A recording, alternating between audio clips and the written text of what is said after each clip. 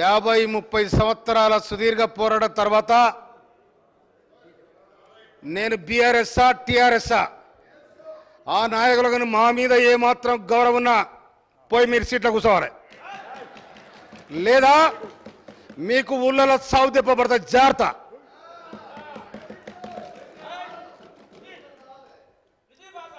అధ్యక్ష, 30 సంవత్సరాలుగా 1994 జూలై 7 తారీఖు నాడు మాదిగల వర్గీకరణ ఏబిసిడి వర్గీకరణ జరగాలని లక్షలాది మంది మాదిగలు సుదీర్ఘమైన పోరాటం తర్వాత ఒక్కనాడు ఏబిసిడి వర్గీకరణ కొన్ని నెలలు జరిగింది.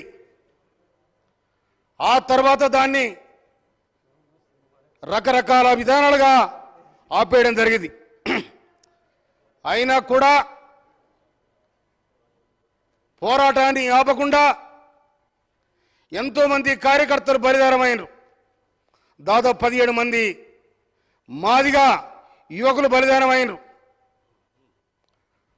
ఆ బలిదానమైన దాంట్లో గాంధీ భవన్లో ఎవరైతే ఇంజూర్ అయి చనిపోయినరో వాళ్ళందరూ కూడా గుడిమర్కాపూర్లో వాళ్ళందరూ కూడా చేపలు ఇచ్చి ఆదుకున్న చరిత్ర కాంగ్రెస్ పార్టీకి ఉందని కూడా ఈ సందర్భంగా మనం చేస్తున్నాను. తెలంగాణ ముఖ్యంగా ఏబిసిడి వర్గీకరణ పోరాటం ఎంతోమంది భూమి లేక భుక్తి లేక అవకాశాలు లేక మా అవకాశం మాకు రావాలి, మా వాటా మాకు రావాలి, మేము ఎవరికి శత్రువులం కాము, ఎవరు మాకు శత్రువులు గారు, అన్నదమ్ములో కలిసి ఉంటాం, ఎవరి వాటా వాళ్ళు తీసుకుంటాం. ఏ విధంగానైతే తెలంగాణ పోరాటం నడిచి ఆంధ్ర తెలంగాణ ఏర్పడిందో ఇవాళ కూడా తెలంగాణ ఇవాళ కూడా మాదిగల దాంట్లో ఉపకులాల దాంట్లో ఈ వర్గీకరణ జరగాలని ఎన్నాళ్ళలో పోరాటం జరుగుతూ ఉంది. కానీ గత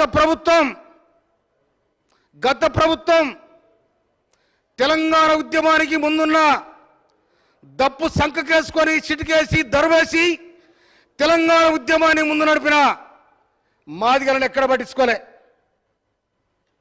కానీ మాదిగ ఉప ముఖ్యమంత్రిగా రాజేని పెట్టిన తర్వాత 8 నెలలుగా పీకేసారు. ఎందుకు పీకేసారో కూడా ఆ పీకేసినోడు చెప్పలే, పీకే పడ్డోడు చెప్పలే ఇంతవరకు. కనుక మాదిగనా దళితనా ముఖ్యమంత్రి చేస్తున్నారు, దానికి ఒక పత్ర లేదు, బిల్కు లేదు, ఏది లేదు. 3 ఎకరాల భూమి ఇస్తున్నారు, అది లేదు. సరే, ఆ ప్రభుత్వం ఇంగిత జ్ఞానానికి వదిలేసినాం.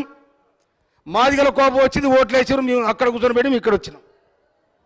ఇలా కాంగ్రెస్ పార్టీ ఏర్పడిన తర్వాత రాష్ట్రంలో గౌరవనీయ ముఖ్యమంత్రి వర్యులు రేవంత్ రెడ్డి గారి నాయకత్వంలో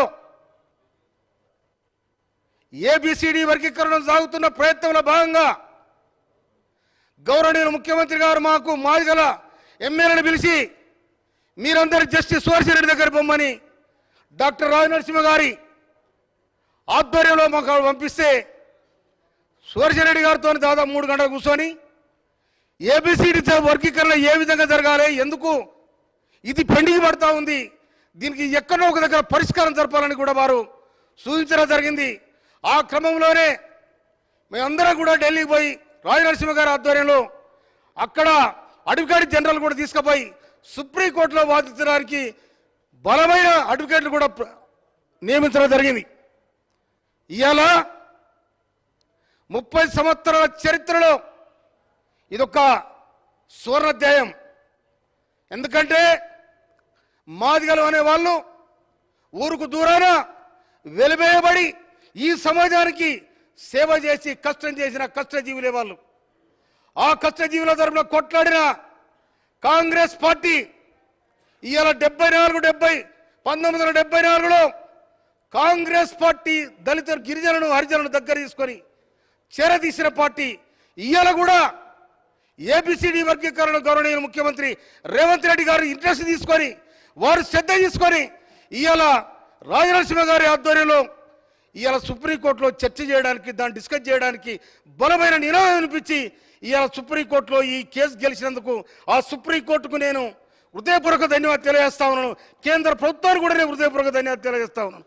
అందుకోసమని దీనికోసం కొట్లాడిన అమరుడైన మాదిగలకు కూడా ఈ సందర్భంగా జోహార్లు అర్పిస్తా ఉన్నాను నేను.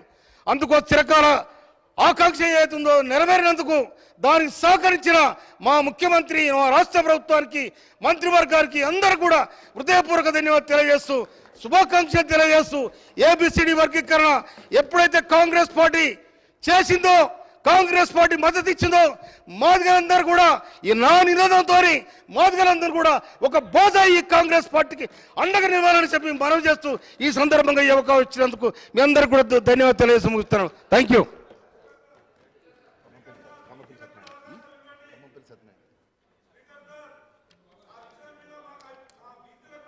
శ్రీ కవ్వంపల్లి సత్యనారాయణ గారు.